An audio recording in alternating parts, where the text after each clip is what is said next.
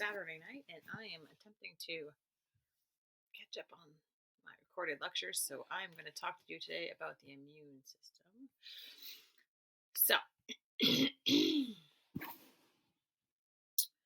immune system is chapter 43 in your textbook for those of you who are reading your textbook.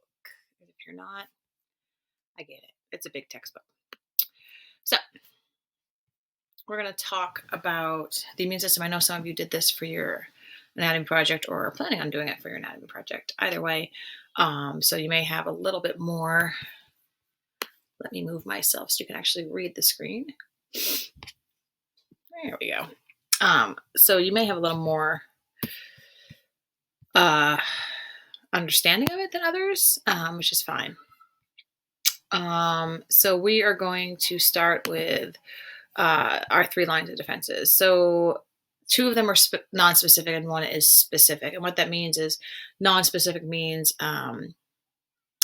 basically you're able to fight off just whatever comes your way, or at least try to. So for instance, your barrier defenses like your skin, your mucous membranes, they don't care whether or not it's COVID or it's Ebola. They're going to protect the same way. They're not specific. They don't really know. They don't have a plan formulated. They just, apparently I just froze, so I apologize. They don't have a plan. They just are there.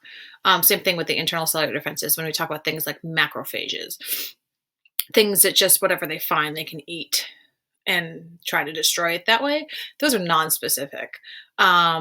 When we talk about the acquired immunity, the idea of an actual immune system, like when you think about T cells and B cells and all of that, that is specific.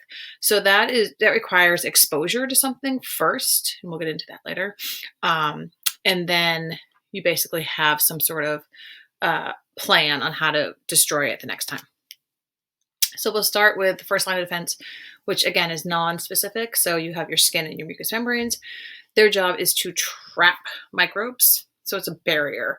So oftentimes, like when we think about skin that's intact is a barrier against disease.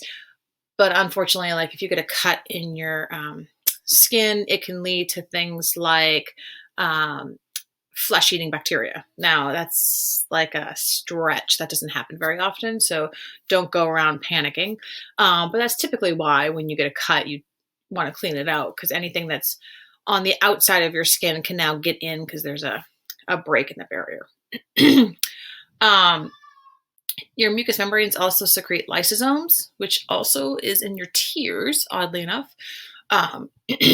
And they can destroy bacteria. So crying is actually very good for you because it does help to clean up some of the debris that may be lurking on your face, which just sounds really weird. So again, we're looking at our innate means what you're born with. So those are the defense systems that you're born with. So you're born with skin, you're born with mucous membranes, you're born with the ability to have a fever, you're born with macrophages. Adaptive means that over time you have to build this up. We'll talk about that. That's through vaccines or exposure or across the placenta or through breast milk. There's sort of other ways that you can get it. So the second line of defense. So this is all internal. So there's nothing external. That's a second line of defense. So the first one are phagocytes, which are white blood cells. And they're just going to eat bad stuff. But again, it's non-specific. So they don't discriminate. They just try to clean up whatever they can. There's a dog barking. Really sorry. So this is just showing you a phagocyte eating bacteria. So that's how big they are in comparison to the bacteria. Kind of gives you nightmares. So what happens is the macrophage will trap the invader in its vacuole, and then the lysosomes will try to break it down and destroy them. The most numerous phagocyte is a neutrophil. So there are 5 different types of white blood cells that you talked about in one of your portfolios. Maybe the blood one. But anyway, so neutrophils are one, monocytes are one, eosinophils. So all of those are part of your immune system response. Monocytes are another type of white blood cells. They mature and become macrophages. And they patrol around your lymph system. Remember, we talked about that with the digestive and circulatory system. That's the one, your lymph nodes, your lymph vessels, your lymph fluid, all of that just kind of cleans up the fluid that leaks out of your capillaries. And the macrophages will just be circulating around trying to clean up anything that may get where it's not supposed to get. Another really cool picture. You also have these natural killer cells, which are, I have no good place to put myself. Natural killer cells will actually patrol the body and attack virus-infected cells. So not bacterial cells, but virus-infected cells and cancer cells. So I think you probably heard in Honors Bio, you have cancer cells in your body all the time, and your body's constantly getting rid of them or keeping them in check or whatever it's going to do. But natural killer cells will actually start destroying cancer cells if they start to get kind of a little rowdy in your body and out of control. That's what they're supposed to do. So basically what happens is because, and we talked about this, I think in Cell Communication, about how all your cells have name tags basically on them that let your body know that they're supposed to be here. Well, when something foreign is in your body, they have a name tag that is not like known to that, to your body. So we're going to try to attack those. And when we talk about autoimmune diseases, oftentimes what happens in an autoimmune disease is like type 1 diabetes, rheumatoid arthritis, MS. What happens is for some reason, the body doesn't recognize those name tags that are on our own cells as our cells, and it starts to actually attack them. And that's why we have autoimmune diseases. So phagocytes, interferon is another one. It's a protein that's released, again, to try to destroy things. The inflammatory response. So if you get a cut, when your cut gets like red and hot, that's your body's way of trying to clean out any of the viruses or bacteria that may have gotten into that cut, and natural killer cells. That's all innately. So you were born with these. You didn't do anything special to get them. Oops. And this is what a natural killer cell looks like. Obviously, this is not to size. You also have these Peyer patches. I'm trying to move myself again. There we go. And those are specialized in the intestine. So those are only found in intestine. And they're going to, because when you think about what's going through your small intestines, there's a lot of bacteria in there. So you need something keeping track of that so that you don't have a ton of bacteria build up in your small intestine, because that could also be deadly. So if there's anything in there that's not supposed to be there, it'll be destroyed by the macrophages. Just eat it, eat it, eat it. You also have adenoids that are in the nose. Adenoids don't have a lot of function in adults. It's actually more of like a kid thing, but you have antibodies in there. So when you breathe in the air, if there's viruses and bacteria that come in through the nose, the adenoids will actually filter it out. It's very similar to tonsils. So my 5-year-old had a lot of ear infection issues and sinus. She still does have a lot of sinus issues, but when she was much younger, and they took her adenoids out, not once, not twice, but 3 times, because they kept growing back, because she'd get so much sinus drainage, because basically her sinuses were getting clogged because her adenoids kept trapping. Her adenoids basically worked way too well. The last time they took the adenoids out, they took her tonsils out too, because what they found out was it wasn't really the adenoids that were the problem, but her tonsils were collecting a lot of viruses and things. So even though she didn't have strep throat, she didn't have the things we think about with tonsil issues, she had a lot of things being caught back there. So taking the adenoids out, taking the tonsils out, it does take away a little bit of your innate immunity. But at the same time, there are some people for whom it becomes too much of an issue and they trap too many things, which leads to a lot more problems. You also have bone marrow. You probably know about bone marrow from the circulatory system, that it produces blood cells. That's where your lymphocytes originate. Your B cells, the B stands for bone marrow. So basically what happens is you make these white blood cells, these lymphocytes, the lymphocytes that migrate to the thymus, which is actually only found in kids. As we age, it actually shrinks. But so some of the lymphocytes will go to the thymus and become T cells, and some will stay in the bone marrow and mature, and those are the B cells. B for bone marrow, T for thymus. That's all. That's really, it's not even that. It's that simple. So here's the adenoid issue. So you could see if the tonsils were swollen and the adenoids are swollen, there's not going to be a ton of room for all that. I don't know if you've ever seen this anatomy. This is like if you were to cut your head down the middle. When you have like post-nasal drip from your sinuses up here, when it's dripping down into your throat, which I know is a lovely thought. We just had dinner, so it's even more lovely. If this is swollen here, then there's no drainage happening. So you could see why one of the symptoms would be a massive discharge of the nose, because there's nowhere for this to go. If you also have tonsil drainage here, swelling here, now you also have problems with even more drainage. So there's like a backup. So my daughter doesn't have any adenoid anymore after the third attempt. And then tonsils are gone too, and those don't usually regrow. So fingers crossed. You also have something called cytokines.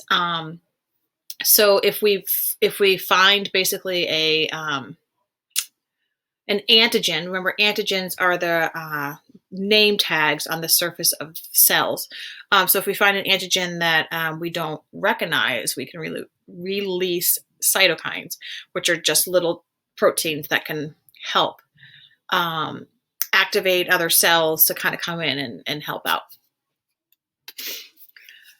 The inflammatory response, which is still the second line of defense, it's still nonspecific. So basically what happens is if you have either physical injury or you have some sort of entry of pathogens, your vessels are going to dilate, and that's going to bring a lot more blood to the area, which is good for cleaning purposes because you have oxygen, you have all the fluid for the lymph system coming in, so you have all this stuff coming into that area.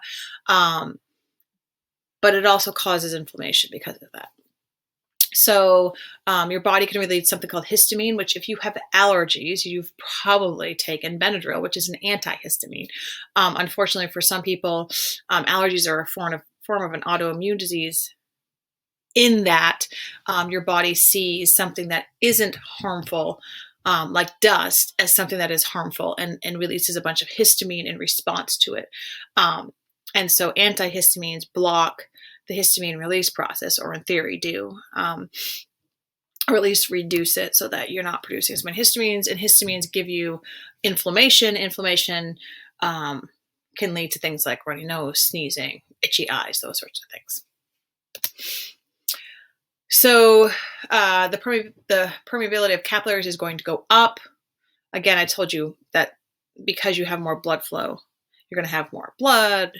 And because the capillaries are already kind of leaky, you're going to have more fluid leaking out, which is what edema is. So if you've heard, I don't know if you've heard of edema. Edema is just swelling, and it's swelling of the fluid that's supposed to be in the lymph system. So if you get like when my son broke his foot this summer, he broke like the fifth metatarsal, which is basically the pinky toe.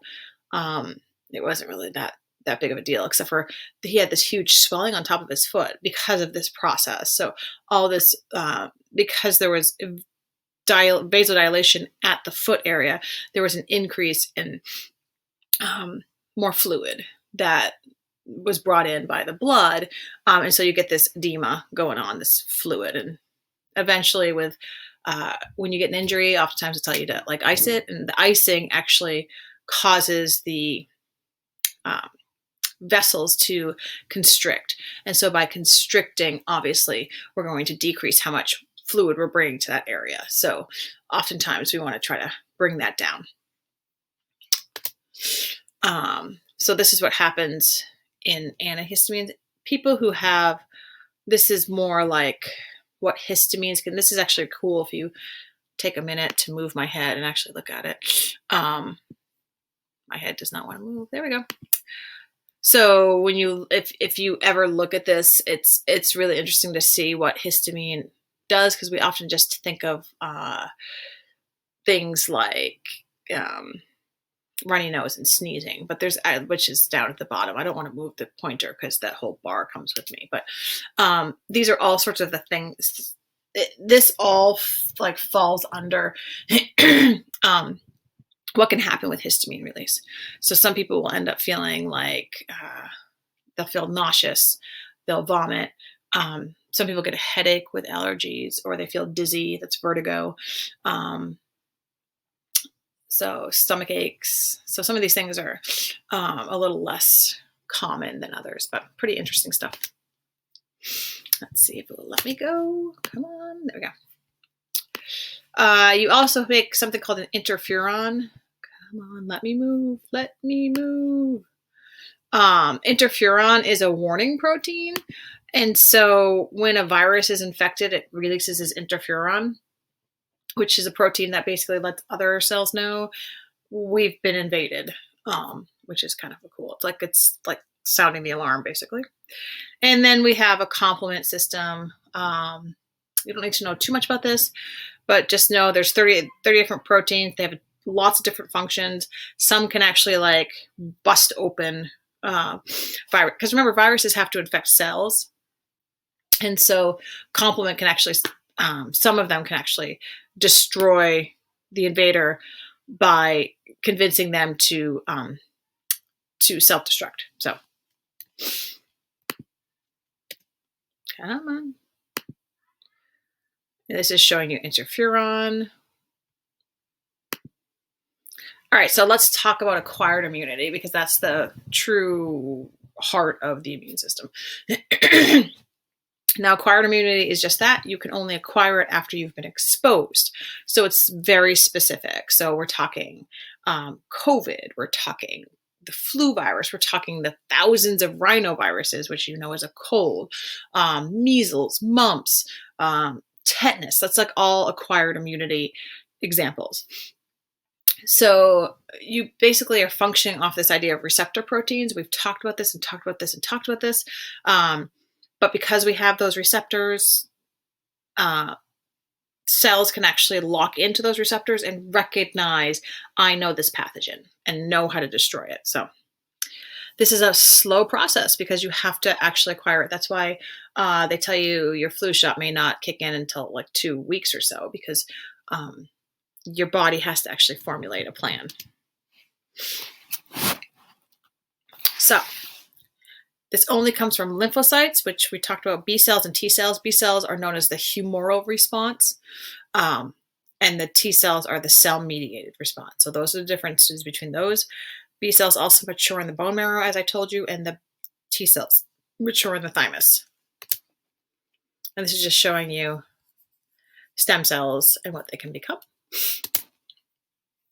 So by definition, an antigen is a foreign molecule that's recognized by lymphocytes and causes them to respond. So an antigen, as we keep saying over and over and over again, an antigen is basically a name tag. You're either one of us or you're not one of us. So lymphocytes have antigen receptors. So they are actually able to lock into specific antigens by shape. So if this is a very basic idea of this, but if you think about if you are the lymphocyte responsible for helping with the flu virus, maybe your antigen receptors are all circles because the antigens on the flu virus are circles. So if you're bumping around and you lock in with the flu, this is what I've been trained to kill. So it's very specific reactions. I cannot find a good space for my head. It's really frustrating. So again, B lymphocytes are the humoral immune response.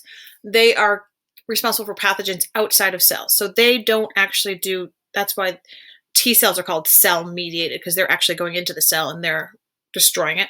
Anything that's in the body fluids, etc., not in the cells, are B lymphocytes' job. So they're going to be activated when their antigen binds to the receptor on the foreign cell. So again, that's specificity that I know who you are, I recognize you. And then when they get activated, let me move myself so I can actually show you, those of you who are reading along. So when they're activated, they're going to reproduce. That's called clonal selection. So there are B cells that are created in the bone marrow, mature in the bone marrow, but they're just kind of out there learning how to be specific. So I get the flu. I had the flu shot. The flu is circulating outside of my cells, and the B cells that know it are the ones that are going to be activated, and they can reproduce in mass quantities using clonal selection. So that way they're making exact copies of themselves. And this is kind of a diagram of that. We'll talk about plasma and memory cells in a second. But this is sort of, like I said, I used circle. They were using diamonds, but the same idea. And this is the clonal selection, the reproduction. All right. So we have two different types of clone cells. We can either have effector cells, which we'll call plasma cells. Plasma cells can make antibodies. Antibodies, by definition, are proteins that bind to the antigens. So antibodies basically circulate through your system, and they're looking for the invaders. So those cells are the ones that are going to make the antibodies that are looking for these invaders. Memory cells, these are actually kind of cool. So basically, the whole idea of vaccination works because of memory cells. So, you go in as a baby, you get the MMR, that's the measles, mumps, rubella shot. The measles, you get a very weakened version of it, so it can't make you sick. Viruses aren't alive anyway, so people often say it's a deadened version, but they're not alive to start. So it's a version of the virus that can't get into your cells and replicate. But what it does is it basically causes your body to react, which is why kids after vaccines sometimes get fevers. They can get headaches, the sore arm, but that's more from the needle. But sometimes kids will get mild illness after vaccination because you're basically your immune system's trying to actually create all of these scenarios. How are we going to kill this thing if it was a real invader? So your memory cells live a really long time, and their job is to create a memory of how this whole illness was killed off, or we could kill it off. So they're the ones who are actually holding on to the plan. T lymphocytes are the cell-mediated response. So they're the ones that can recognize that there are invaders. Sorry, my kids are playing downstairs and I keep getting distracted by them. They're the ones who are going to look at cells that have been invaded by foreign antigens. So if the flu has already infected the cell, so let's say it's gotten past the B cells, and it's gotten into the cell. So now we've infected the cells. The T cells are the ones that are going to go after it. So this is the B cell response. And you can make, if you stop and think about it, if you've been fully vaccinated, you have memory cells against all those diseases you're vaccinated against. You've been exposed to who knows how many colds in your life. You've either gotten flu shots or maybe even gotten the flu. So think about the amount of different memory cells you can make are just infinite. So it's actually pretty cool because there's not you got 1,000 memory limit and that's it. You could keep making new ones for anything that you wanted to. So if you decided to go to Southeast Asia and they had all these different bacteria and viruses that you needed to be vaccinated against, you could still make memory cells for them, even though you've already been vaccinated against everything you've been vaccinated against. So it's actually really, really cool. So the two different types of T cells. The first are cytotoxic T cells. They're responsible only for viral infections. They're often called the hitmen of the immune response because they basically kill the infected cells. So they go around, they punch holes in the membrane, and they try to kill the cell. Now, antibiotics do the same thing. If they, so oftentimes when you take antibiotics, you're helping out the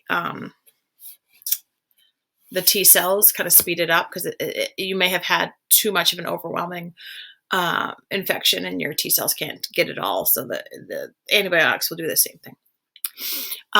So their job is to kill body cells that have been infected. So those, how do we know if they've been infected? So they can basically, they'll go in and they'll kill a body cell because the body cell has displayed the foreign antigen on the surface of the cell. So when the virus gets in and starts reproducing, it ends up putting its own name tag on that cell.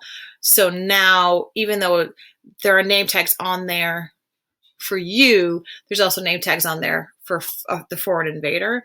And so the cytotoxic T cells will recognize that you don't belong here and it will kill it.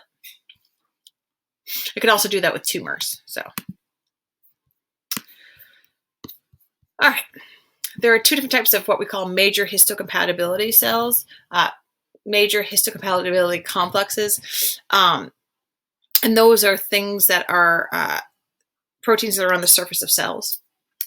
Class 1 is found on all your body cells except red blood cells. Red blood cells, because they have the antigens for blood type and the rhesus factor, that's how they're distinguished in your body, because you have antibodies against the other blood type. If you remember from the circulatory system, like I have type B blood, so I have anti-A antibodies. So I don't need to have any other form of tag on my red blood cells because there's something else patrolling around looking for that, if that makes sense. Hopefully it does. The class 2 MHCs are made by dendritic cells, macrophages, and B cells. There's a kid yelling in my yard. So some of those cells will become memory cells. So there are also T cells that become memory cells. And again, this is all to speed it up if you become infected again with that same thing. So if you, again, I keep going back to the flu because that's what I know.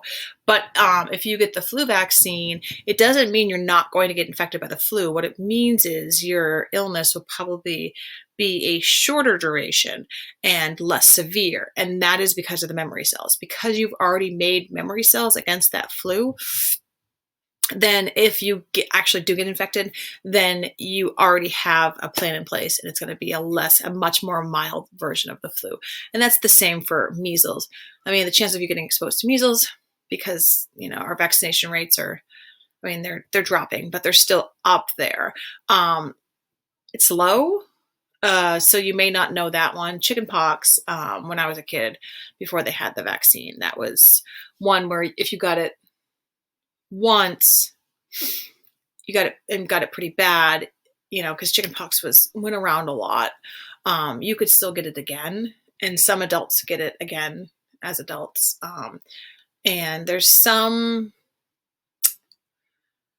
I think there's some controversy over the vaccination with shingles, like that if you get the vaccination for chickenpox, you can still get shingles down the road. That's the adult version of chickenpox. So don't think about this too much, because this is like college level immunology class, and this is not what we're doing. So don't like overthink this.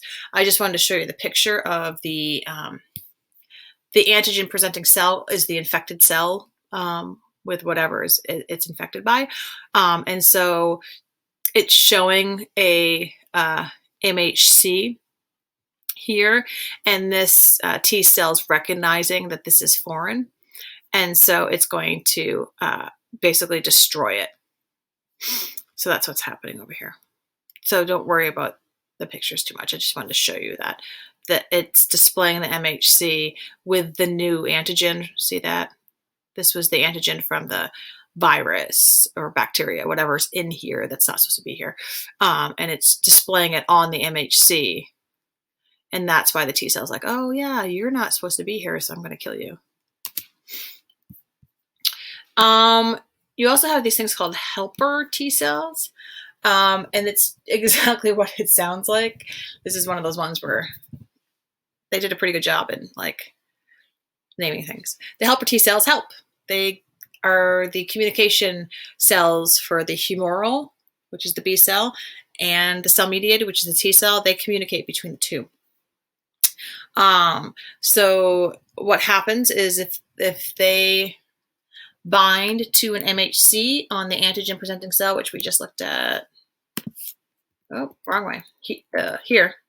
So if this happens, and this is a helper T cell, it's going to secrete cytokines, which are those proteins we talked about at the beginning, and that's going to activate B cells and cytotoxic T cells. So it's basically like that is the person who cries wolf, except for real this time, and says, we've been infected, everybody needs to start their job. So they're often called the master switch of acquired immunity because they're the ones who can activate both the cytotoxic T cells and the B cells at the same time. HIV, which I'm sure you know what HIV is, the reason why HIV is so detrimental is because it destroys helper T cells. So what that does is it shuts down both humoral and cell-mediated immunity, which means you no longer can fight off viruses or bacteria or cancers because there's nothing coordinating care. So a person with HIV who's been vaccinated against everything, it does not matter because without the helper T cells, their body can't communicate between the two, the humoral and the cell-mediated responses. So unfortunately, they usually succumb to things once they hit AIDS. And AIDS is when your helper T cells have taken a huge dive. And that's, yeah. So people who die of AIDS don't die of AIDS. They die of like very strange infections that you don't normally get. So this is once again, let's see if I can find a good place for myself. Get you out of the way. Come on. All right. So here again is showing you this phagocytes eating the bacteria. The bacteria has antigens. It goes to the surface of this phagocyte. The helper T cell goes, oh, you're not supposed to be here. And then the helper T cell activates everything.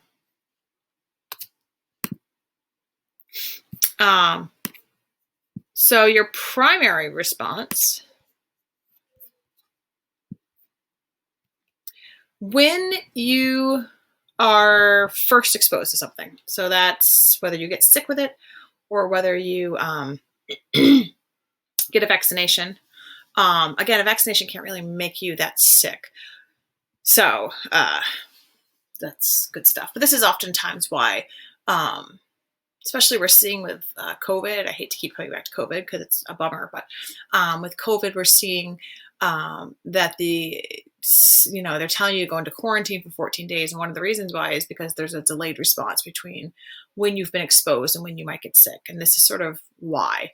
So what happens when you're first exposed to an antigen, a foreign antigen that's entered your body? The immune response is delayed for several days because you're making plasma cells. So it's not necessarily the virus that makes you sick, it's the way your body responds to it.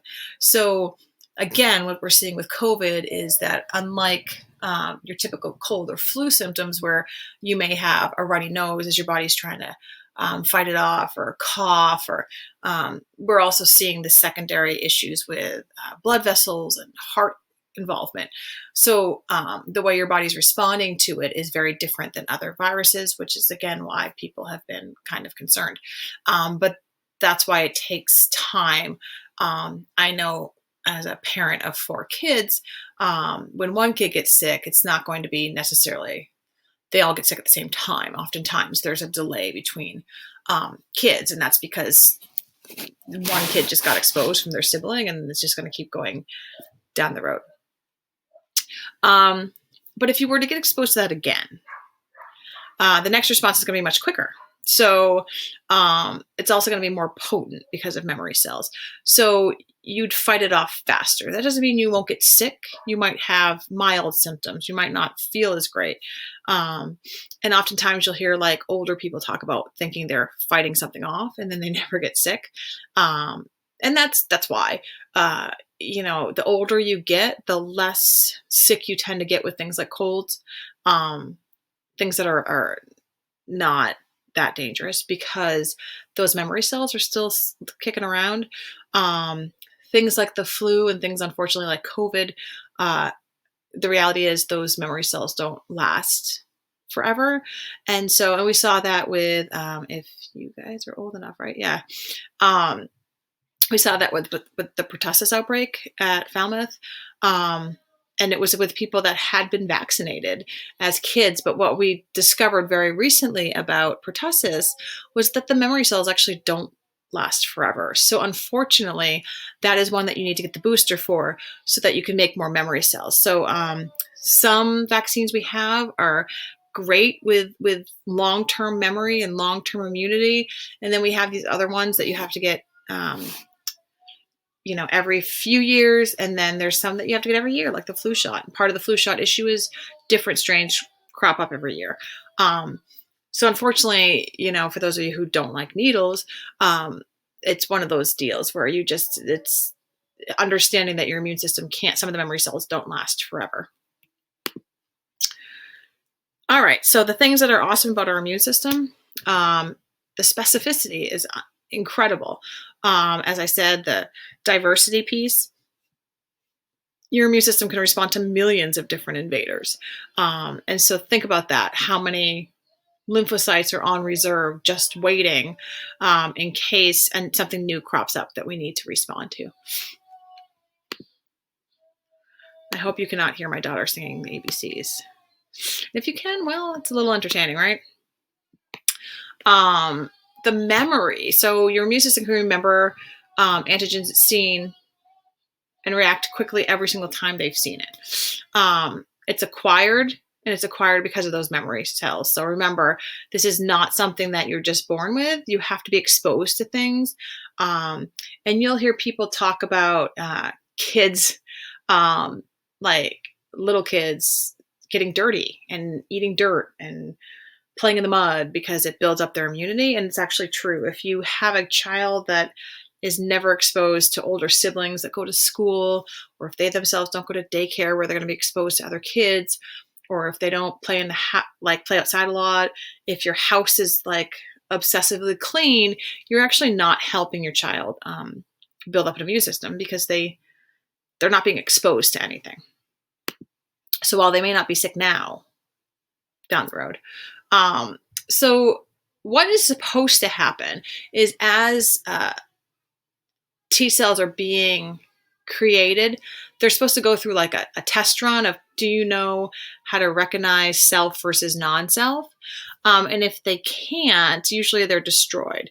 What happens is sometimes they don't, they slip by. And so what ends up happening is, like in the case of type 1 diabetes, the body starts recognizing the pancreas as foreign instead of self.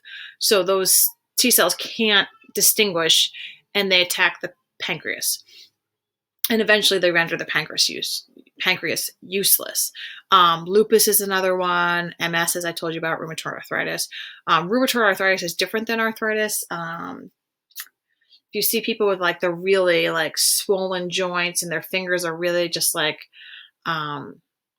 really like bent weird and things like that. That's rheumatoid arthritis. Arthritis is just a general term for the inflammation of the joints, but rheumatoid arthritis is a specific type of arthritis where the immune system actually attacks the joints and destroys them. And so this is what's supposed to happen is you're supposed to be able to like get rid of anything that can't recognize that self versus non-self. There is such a thing as passive immunity, and that is things that are passed to you. So the first ones you got were inside the womb through the placenta. You were past some immunity. Um, it does not mean that your mother should have gone out and been exposed to lots and lots of germs, because it is dangerous to fetuses. Some of them, like chicken pox, things like that. If you get chicken pox at a certain time in your pregnancy, it's actually dangerous to the fetus. Um, so, so you got B lymphocytes through the placenta. So you have the memory cells, you have the antibodies, so that if you get exposed to that same thing, the response will be quicker. Again, most pregnant women stay away from illness as much as they can. So, again, you're not necessarily getting a ton of antibodies there.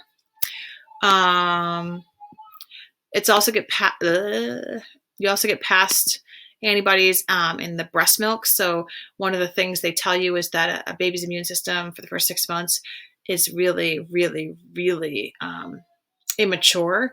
And so breastfeeding for the first 6 months actually gives your baby antibodies to fight things that they may not be able to on their own. Immunoglobulins, which are antibodies, we're seeing that with COVID.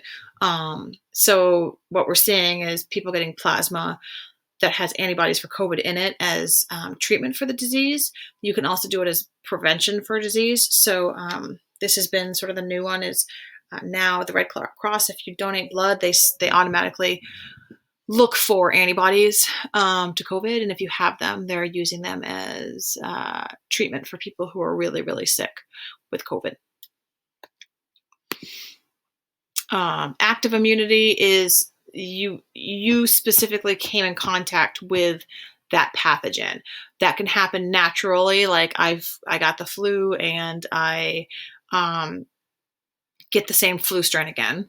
But it can also happen artificially. So immunization is typically the way that we try to get this acquired immunity. This active immunity, which is we expose you to a weakened or in bacteria, a dead version of that. We induce the immune response, and then we make B lymphocytes and memory cells so that we know how to mount an attack if we ever came in contact with tetanus, for instance. Allergies are an extreme response of the immune system. I cannot move myself anywhere. Really, really helpful. So in normal allergies where you don't have anaphylactic shock, your body just overreacts. It's hypersensitive to an environmental molecule. So the antigens that are on those, cat dander, your body recognizes as foreign and tries to attack it. Anaphylactic shock is a life-threatening version of that. So that's when we see the throat closing, what we call a precipitous drop in blood pressure, which is a really, really, really quick drop in your blood pressure. Your body basically goes into shock because of this. It's goes crazy. So you're lots of swelling. You may have, hopefully not yourself, but maybe in like a movie that was making fun of somebody who had a severe allergy, like their eyes get really swollen. And typically you have to have an exposure to it first. So oftentimes you'll have like a kid with a peanut allergy who gets some dose or some exposure to a peanut and the first time and no reaction. So no one thinks much of it. And the second time it causes the reaction. This is very true with poison ivy, as we have found out with my son, that the first time you get exposed, you typically don't have a reaction. So you don't even know that you're allergic. And then the second time, it's a massive reaction. That it? I think we're done. All right, so that is a very long immune system. And hopefully you enjoyed it. The immune system is actually pretty cool. And one of the systems that College Board expects you to know really well, but it's also really, really cool to learn about. So hopefully you enjoyed it.